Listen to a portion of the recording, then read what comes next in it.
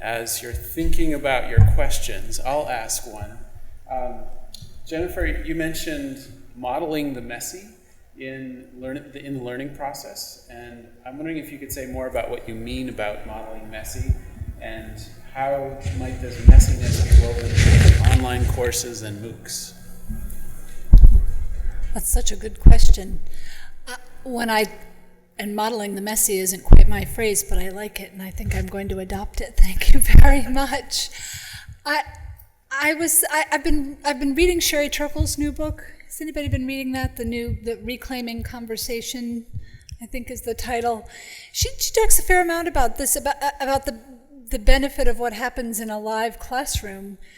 That you begin to say something, and as you're speaking, you revise what you're saying, you expand what you're saying, you actually figure something out as you speak. And so what I was saying is that one of my trepidations about MOOCs was that I would be expected to sort of deliver what I know in little crystalline tidbits.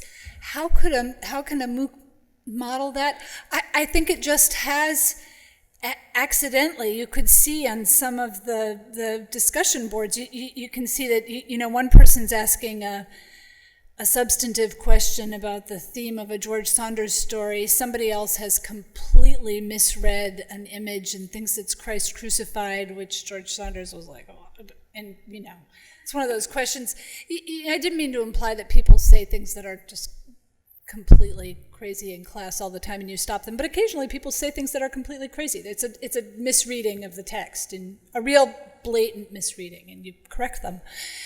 And somebody else is saying, I can't get the technology to work. So it's untidy, and I'm a tidier upper in that way. But so you do, it seems to me, in teaching a MOOC, you have to develop a tolerance for a different kind of messiness and discomfort than the particular discomfort of regular classroom teaching. Great, thanks. Any questions? I see microphones coming your way.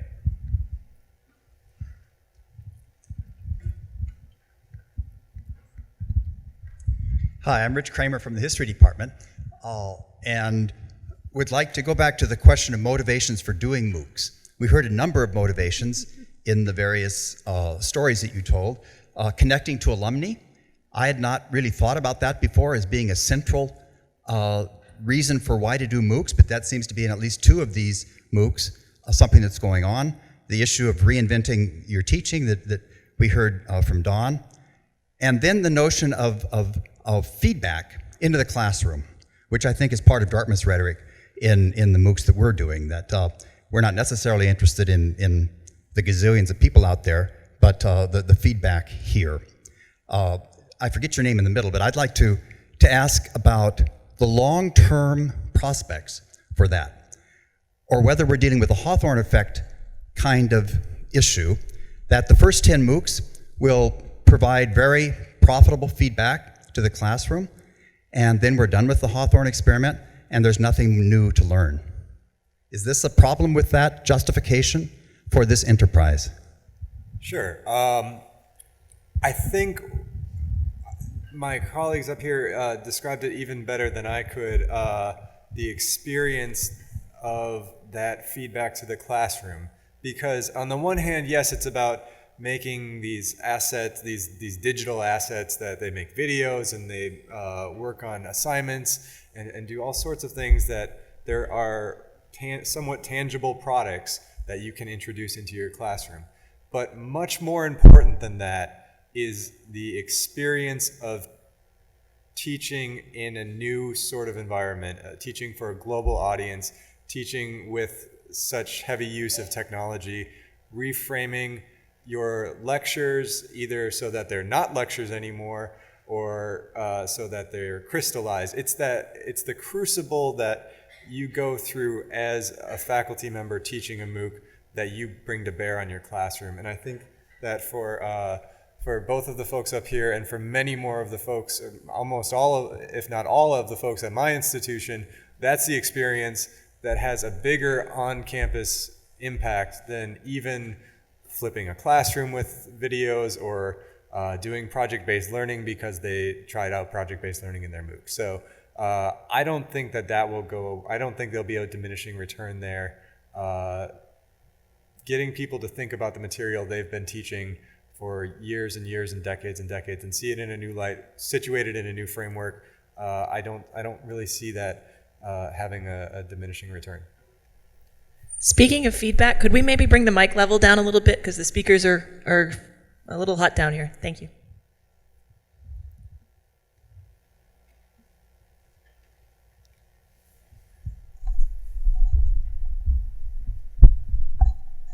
I'll ask another question. For those of you for the two of you who have taught a MOOC, and Don, you have talked to alumni and in anticipation of teaching a MOOC, what do you think motivates MOOC learners perhaps differently than your students on campus?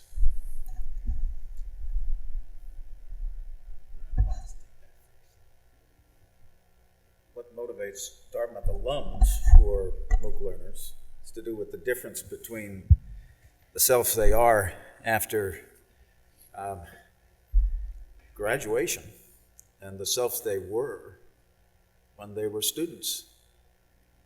I had alums who say, my experience of Ishmael is completely different after I've learned something about what it means to wander without any sense of purpose or aim. I had students who say, that alums who said when they were undergraduates and they read about Lear, they read about Lear as a figure who had absolutely nothing to do with their day-to-day lives. But when they're thinking of retiring at the age of 50, they're making fortune, Wall Street. Distinction between commitment to a vocation and sheer power becomes lively for them. Literature, humanities, comparable to what sometimes happened when you learned catechism by rote. You learn something by rote, you memorize it, it means nothing. But when memory suddenly gets aligned with a lived experience, and the memory's maxim ceases to be something you simply have internalized by rote, and becomes instead practical wisdom, then you know that the humanities are not just fields of knowledge or disciplines restricted to the academy. They're forms of life. They're practices of life that give life by giving awareness of the distinction between knowledge and wisdom, or something like it. That's such a lovely answer, and I would second so much of what Don says. I'm struck by the openness of the alums and parents who come to this class. They, as we are taking a risk, they are open to risk taking in a way that they may not have been as undergraduates. There was a man at the New York City kickoff last fall who raised his hand late in the evening and said, I majored in physics at Colgate and I've had a successful career on Wall Street, but I don't know how to read. Will you teach me how to read? It was a very moving moment. I don't know for sure if we did or not, but I'm really struck by that openness to try new things.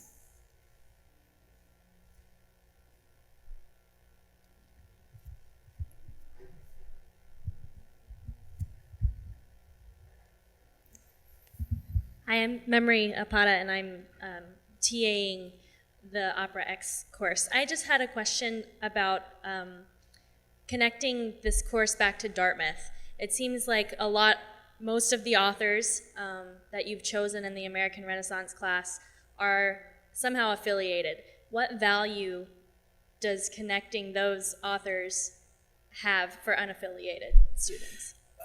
For what? For the unaffiliated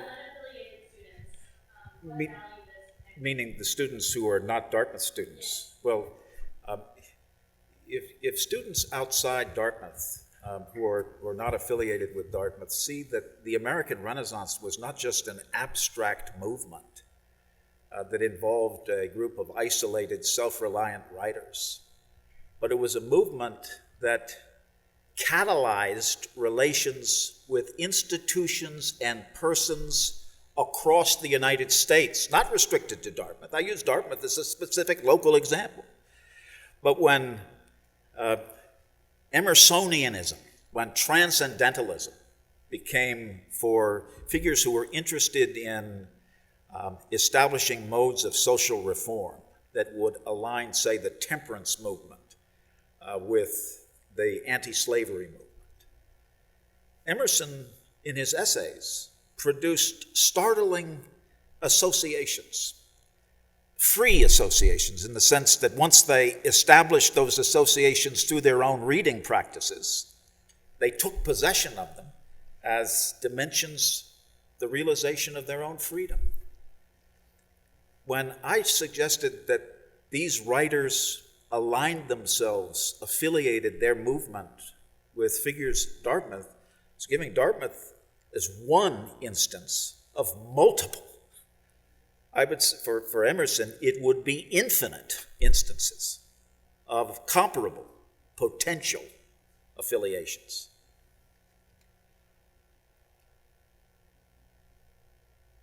That sort of speaks to the motivation question that you were asking earlier too, Mike. Good question. Could I ask a question? Yes. This is maybe mostly for Ben. The relationship between scale and community, what have you found? How big can a course get before you really lose that sense of community? And is cohesion and community necessary components? Anyway, you get the idea. Yeah, it's I don't think we have the number down yet. Yeah. We're still Really, learning I thought there. You were going to say 25,000 or something. No, we actually do find community at work best in our alumni courses. So we have MOOCs that we re-engineer to be open online courses, free open online courses for our alumni. They're closed only by the prerequisite of having attended Penn at some point. And those are the most active courses. Those are the courses where the community does gel the most. So I'm sure you had a similar experience. But in the open courses, we've had up to 180,000 in a course in a single session. And it's hard to tell everything that's going on there because the volume is so great. We typically enroll about 30,000 in our most communal course, which is the Modern and Contemporary American Poetry, and there is no problem there. Also, enrollments are not great numbers to judge MOOCs by in any way. That's just people who signed up. So that 30,000 yields us 2,000 active people, and that's not too big yet. And there's other people there, but they're not necessarily interacting. The things we found that foster community are consistent messaging, very consistent outreach. That's your only way to draw people back to the course. It goes to their email, and if they're not on the course and don't have that internal motivation to go to the course, they're not going to. The discussion boards are where the course lives for all of our humanities and social science courses, and directing students to their weekly, nearly daily, that's what draws community together. So it's hard to put any numbers on it. It's not about, I don't think we found an upper limit yet, and I don't think there's a course that's been too small. Our smallest enrollment is 6,000, and that has yielded one of the most, in my sort of subjective opinion, very tight-knit communities too. So Thanks. We have. Sorry. Yeah, go ahead. I have a quick question for Ben. I'm curious, one of the things that we've thought about, I'm working on the Opera X course team right now, is the use of the mobile app with students. How does Coursera's mobile app work? Is that a tool for engagement for students on the go? Absolutely, yes. The mobile app is key. One of the things that gets lost that doesn't get lost, but we have to keep thinking about as we think about our own students and how this feeds back into Penn students or Dartmouth students. We still have to maintain that commitment to teaching as far afield across the world. And students depend on mobile across the globe. We've pulled statistics from Coursera. I don't remember them quite offhand, but they're astonishing how many people are accessing this just on their phone. How many people depend on downloading the videos because they don't have streaming in the area in which they live. The biggest need for Coursera is an adaptive streaming method that takes into account the internet connectivity in the local area. But mobile is crucial, and Coursera's app is pretty darn good. They put a lot of time into it, and we make sure that all of our courses are mobile optimized. So we're missing out on half our students if we don't do that. And our Hi, I'm Lou Renza, and I'm one of those pictures up there that Don put up. And I've been out of the academic scene for a while, so my thoughts are a little messy, so be patient with them. But one of the things that comes to mind is that listening to these talks, I get the impression that there's an honorific quality being associated with community. And I wonder to what extent this business of technological teaching, and I've watched videos of one of my colleagues at Dartmouth, Don knows Peter Satchow's Shakespeare courses, and Jim Heffernan's on Joyce. I've watched this technology at work in the case of my subject or field, generally speaking, and what I find is that the one question that comes to mind is that there's an illusion of presence of the other in the intercourse between the so-called teacher and the audience. So if I'm a teacher, I'm directing my attention to a camera where I have to, as it were, hallucinate the other, the other's presence. Whereas in a residential scene, I think I don't have to do that. But this is the question I'm asking. If that doesn't the technology here, this technological kind of interruption of intercourse between the self and the other, go back to a little bit of a Derridian notion of writing, where there's a delay between the word and the signifier and the signified that opens up the issue of community. In the example, there's a way I would do it, Don. You're talking about experience. And I would say, for example, that the issue of technology in MOOC here raises the question of it doesn't cement an establish community between students and teacher or whatever, but actually interrogates it. And the interrogation of community is precisely what I would define as the United States in one of its better moments. The question of community is always up for grabs, and to me, and that I wonder why not take advantage of that scene of writing or scene of technological communication and emphasize that as opposed to the assumption that community is established. That would be one question. And the second question is probably Maybe we should have a delay before you get to the second move, for fear of losing the certain measure impact of the first. Leakage of privacy Right. between witnessing a lecture in the MOOC scene. Every one of us here hears these talks from a heterogeneous perspective. A bunch of experiences, the questioning of experience itself. So that I don't listen to Don's talk, except as a former colleague whom I respect a lot, but if you hear it from another angle, And all of these experiences have an existential bite. Right. And that gets suppressed, it seems to me, in discussions where we raise the issue of community. And I wonder how, whether or not, I mean, even if we bring these up in the context of a conference, for example, as now, aren't they, like a rolling stone? You've raised really great questions, Lou, and I do.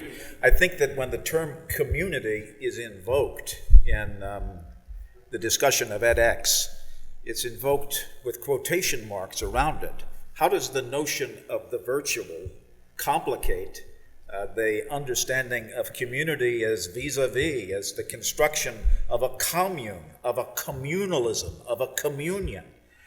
When I understand what's taking place in a MOOC, the notion of community is actually an alibi for a whole set of dissensual formations. It isn't producing a common sense. You can't go onto a discussion board and establish a common sense that would bring together all of the responses that are collated on that board. You would instead have a sense that there are multiple contesting communities of sense and nonsense and in dissensus. But what I get a sense of more significantly in relation to your thinking, Lou, and is that the internet really produces for me this weird, uncanny sense of a kind of cybernetic unconscious, where what I'm encountering when I get an unexpected question or response from far away is something I never thought I could think, but that suddenly becomes thinkable, as if it has emerged out of some place that was no place prior to that. That's comparable to thinking. It lets thinking happen by way of processes of interrelationship that are as haphazard, chancy, wonderful as a thought that you didn't know you could have. And that's one of the things that renders what we're calling community on internet quite different from, let's call it, the sacred rhetoric of communitarians. So in my role of moderator, I noticed that we are at a break. So could we have a round of applause for our panel?